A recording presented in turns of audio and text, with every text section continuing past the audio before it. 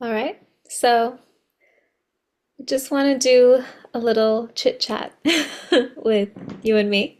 Uh, Yeah, and like yeah, we're so passionate about this topic.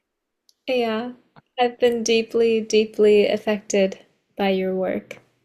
Um, I feel like I've accessed some sort of real strength within myself. And I don't mean power, because power's power over other people. I mean strength. Like it's not, about anyone else or the external. And I want to ask you where that strength comes from, or why are we all so cut off from that, especially women, from this strength, and especially in relation to the men. Yeah, talk to me more about that. Like, I remember when you first started with me, which might was probably about 2 years ago, right? You've said 2 years, yeah. So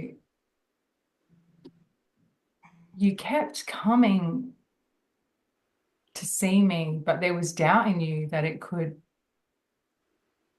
like the body knew something with what we were doing. The yoni knew something, really knew something, really remembered. Um, but the mind wasn't so convinced, and I think that that's a big piece of what changes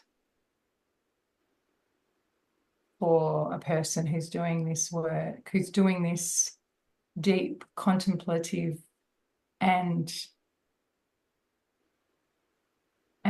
it's like an excavation into the heart of the being which is in the yoni.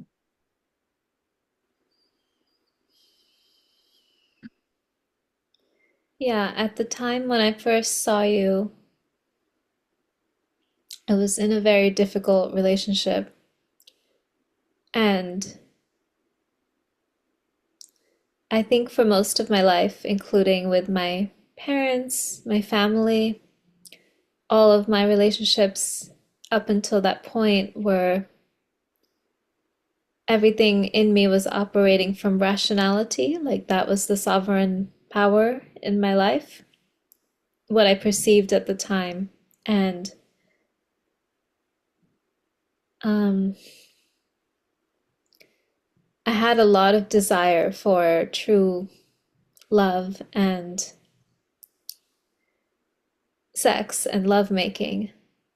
And at the time, I could not reconcile these two parts of me. And it was like the mind and the body were battling it out. And that manifested in my relationship. And it was an act of divine grace that I found you, because you taught me how to find that bridge between the mind and the body. And it's very clear and elucidated to me now that a woman will never be a woman without the portal to the body. And most of us are like half a woman. I feel like I was half a woman because I could not access my body in the way that you taught me, which I learned from you. Um,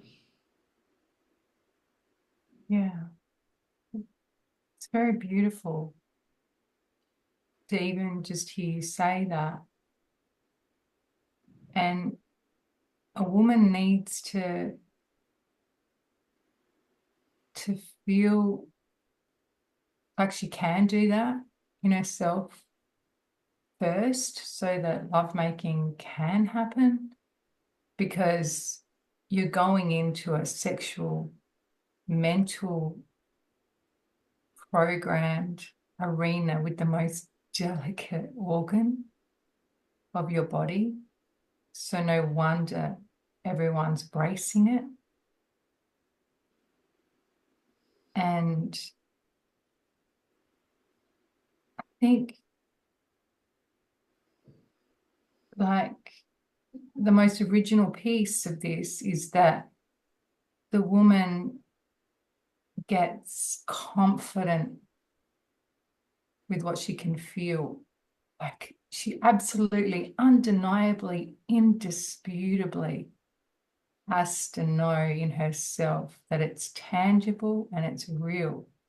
And that all the ideas that she had about love were embedded and imprinted in the most divine blueprint of herself, right? But what happened is mentally it got confused with fairy tales and fiction romance. And that the only place where she will discover it is in the depths of her body. She'll actually feel anchored to a divine love, because within us we have a, a an absolute prototype of lingam. If you're a woman, you've got a lingam inside of you etherically, and if you're a man, you have a yoni around you etherically. And once you start to like really imbibe the other with a capital O, the next step is materialization of that.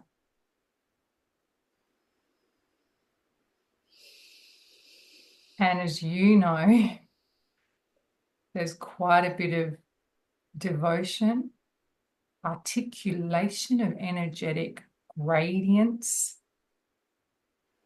There is focus, like meditative focus that has to happen, because you're teaching your mind that you know something it doesn't know about the body.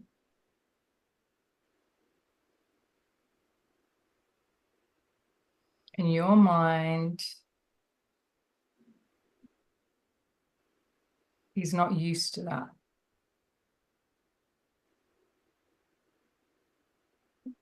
So you've got to get really good at that as a woman. Otherwise, when you're in otherwise, when you're in an intimate scenario with a man, you're not going to have the anchoring. And you're not even going to believe it. So you're going to easily, your mind is easily going to scatter and take vital energy from the place where you need to be making love, which is the yoni and the lingam template.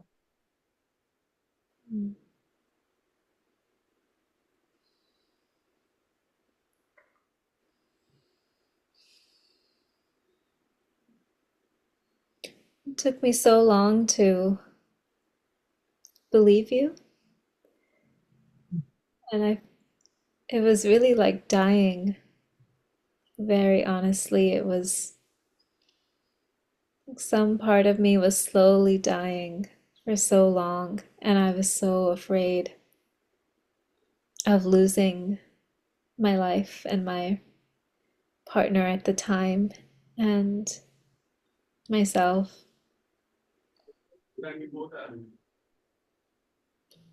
And I didn't even know it was happening to me. It just happened like magic. Um, And I mistrusted you so much, but some part of me must have trusted you because I just kept seeing you. Um, yeah. And the whole time, so much of what you were reflecting back to me was how I was creating the situations in my own life. Like I was birthing them. And I was so suspicious of that. And it's, I think once you connect inside to the body, once you connect to the yoni, Yeah.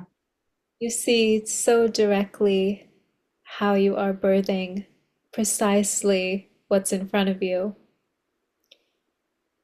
And it's like, in the Bible when it says, when he said something like, you have eyes, but you don't see.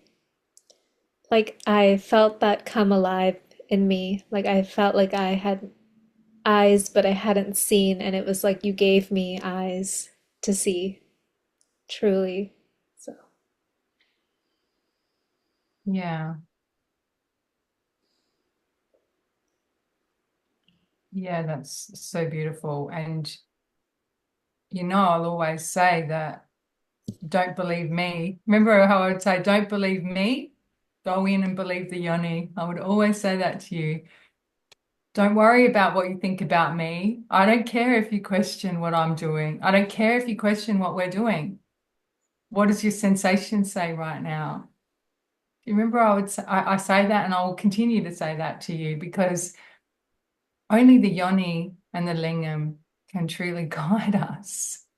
And I happen to be very divinely blessed to be given some kind of bequeathment because you really can only use ancient language with this. It's that mystical, some kind of bequeathment to act as its representative, which I feel deeply honored about. And I absolutely know that the minute that I take any kind of accolades for it's not true. So the best thing that can ever happen is that you have such a clear statement, such a clear body statement of the holiest frequency of the divine union inside of you, which people won't even understand what I mean by that, but you do. You do now. And you're even experiencing it with the man that you've met, that you are devoting to fine tuning that frequency now with your own masculine and man in the physical world who can do it with you. Of course, that was going to happen. Of course, that was going to happen because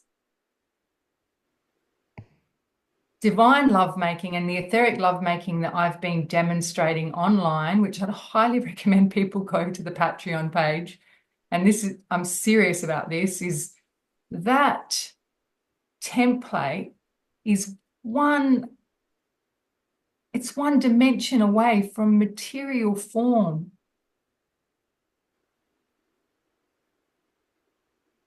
And first we start in the body, the individual body, where the lingam is so palpable,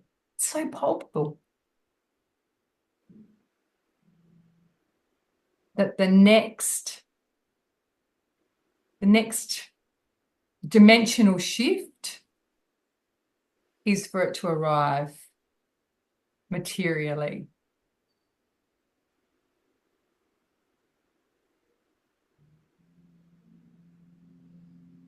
Yeah. and for me, one of the most beautiful aspects of your work is that, when I speak to men now, no matter what they're saying to me, what it appears that they're saying to me or doing to me, I know the love between us. And it could be like I'm walking past the homeless man on the street, or I'm walking, it could be anyone, anywhere. And there's something very mystical about love. And I'm a very romantic person, so I used to really love fairy tales and all of that, and I really had to die to those ideas. Like I had to let go of everything I thought it was. And I don't know what people think it is now, going to the movies or going on a date or whatever. But when I saw how grounded in, I don't want to use the word physicality, but it's a tangible frequency that destroys everything else. Yeah. Uh, it's very mystical. Yeah. We have a tuned sensory station within us that absolutely picks up the static of when we are not aligned to that channel. And when it sort of goes, you go, oh, that's not quite, it's discordant. And it's only with the yoni lingam that you can get that precision and that accuracy. Only with the yoni lingam in the body. And so you can imagine how strong it is when you've got a man and a woman both attuning to that with what they can create in the world. And it's incredible. I mean, what kind of magic is it when you and your man can both feel how intimately close and aligned you are to the path that you're creating by going inside the body and feeling a particular specific frequency that you both know is true. Not because you say, I love you, which we've been told to say so many empty things. The question should be, does it feel true in our bodies? Does it feel true, woman, in your body where I'm connected?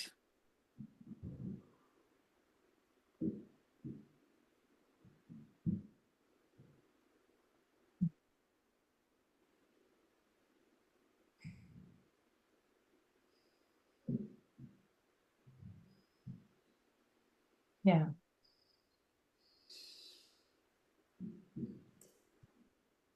Shall we end it there? Is that what you